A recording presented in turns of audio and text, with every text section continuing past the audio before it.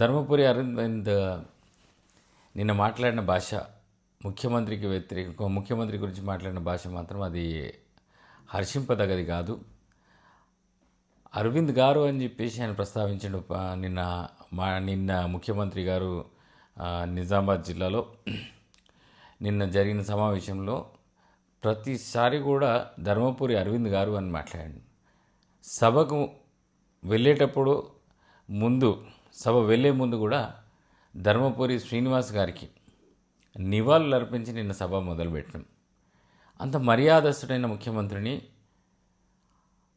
అంత ఘోరంగా మాట్లాడుతుంటే మాత్రం సహించలేని పరిస్థితి. ఇది మంచి పద్ధతి కాదు అరవింద్. మీ నాన్న చాలా బాగా మాట్లాడుతుండే.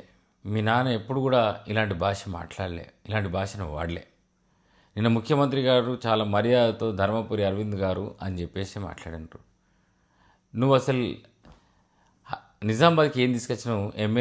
ఎంపీ అయిన తర్వాత నిజామాబాద్కి ఏం తీసుకొచ్చినావు? నువ్వు నిజామాబాద్కి ఏం తీసుకురాలేవని, స్మార్ట్ సిటీ ఎందుకు చేయలేవు అని, నిజామాబాద్ని ఒక స్మార్ట్ సిటీగా ఎందుకు రూపొందించలేవు అని చెప్పేసి, నువ్వు డెవలప్మెంట్ కానీ అభివృద్ధి కానీ నిజామాబాద్ జిల్లాని ఎందుకు చేయలేవని చెప్పేసి ముఖ్యమంత్రి గారు చాలా మర్యాదతో నేను ప్రశ్నించాను.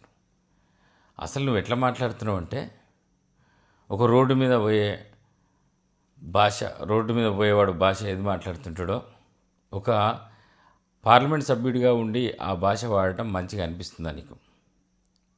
ఒక ముఖ్యమంత్రిని పట్టుకొని అలాంటి భాష వాడడం మంచిదా?